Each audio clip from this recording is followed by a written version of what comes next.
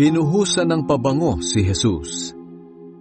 Inanyayahan si Jesus ng isang Pariseo na kumain sa bahay niya. Pumunta naman si Jesus at kumain doon.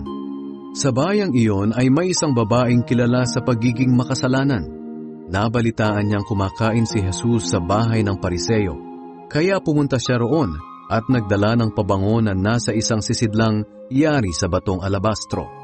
Lumapit siya sa likuran ni Jesus sa bandang paanan. Doon ay umiyak ang babae at tumulo ang luha niya sa paa ni Jesus. Pagkatapos, pinunasan niya ito ng kanyang buhok, hinalikan at binuhusan ng pabango.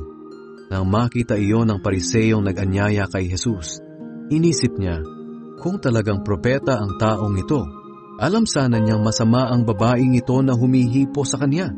Pero alam ni Jesus ang nasa isip niya. Kaya sinabi ni Jesus, "Simon, may sasabihin ako sa iyo." Sumagot si Simon, "Ano po yun, Guro?" Sinabi ni Jesus, "May isang lalaking inutangan ng 2 tao.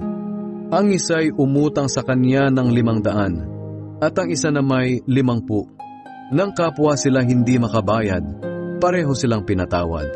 Ngayon sa palagay mo, sino sa 2 ang lalong magmamahal sa nagpautang?" Sumagot si Simon, "Sa palagay ko po, ang may mas malaking utang."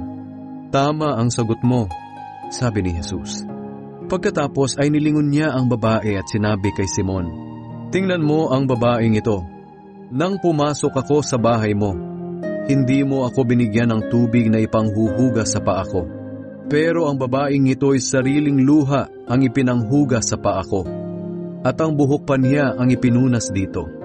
Hindi mo ako hinalikan bilang pagtanggap, pero siya'y walang tigil sa paghalik sa mga paa ko mula nang dumating ako.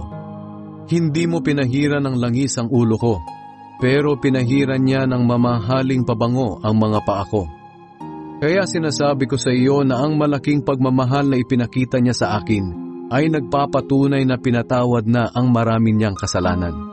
Pero ang taong kaunti lang ang kasalanang pinatawad, ay kaunti rin ang ipinapakitang pagmamahal." Pagkatapos, sinabi ni Jesus sa babae, "Pinatawad na ang mga kasalanan mo." Ang mga kasama niya sa pagkain ay nagtanong sa kanilang sarili, "Sino kaya ito na pati kasalanan ay pinapatawad?"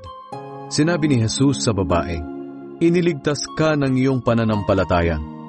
Umuwi kang mapayapa."